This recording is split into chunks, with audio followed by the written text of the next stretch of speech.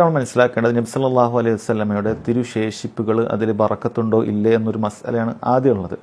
അത് ബറക്കത്തുണ്ട് എന്നുള്ളതാണ് അഹ്ലുസുന്നത്തി വൽ ജമാഅത്തിൻ്റെ അഥവാ സലഫികളുടെ വിശ്വാസം. അതാണ് ഇവിടെ ഏതെങ്കിലുമൊക്കെ ഹദീസ് നിഷേധികളായ ആളുകൾ അതിനെ നിഷേധിക്കുന്നു എന്നുള്ളത് കൊണ്ട് സലഫികൾക്ക് അങ്ങനെ ഒരു അഭിപ്രായമില്ല. സലഫിയുടെ അഭിപ്രായ പ്രകാരം നബി സല്ലല്ലാഹു അലൈഹി വസല്ലമയുടെ മുടിയും വിയർപ്പും ഒക്കെ അതെന്താണ്, അത് ബറക്കത്തുള്ളതാണ്, സ്വഹാബികൾ അത് ഉപയോഗിച്ചിരുന്നു എന്ന് കാണാൻ സാധിക്കും.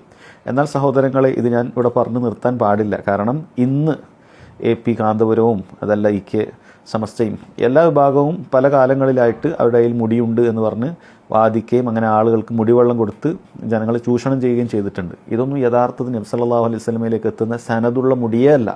മാത്രമല്ല ഈ കാന്തപുരമൊക്കെ വളരെ വൃത്തികെട്ടവനായ ബോംബെയിലുള്ള ഏതോ ഒരു തെമ്മാടിയുടെ കയ്യിൽ നിന്നാണ് ആ മുടി കൊണ്ടുവന്നിട്ടുള്ളത് എന്നുള്ളത് അദ്ദേഹത്തിൻ്റെ ശിഷ്യൻ പോലും ഇതിനകം വെളിപ്പെടുത്തിയതാണ്.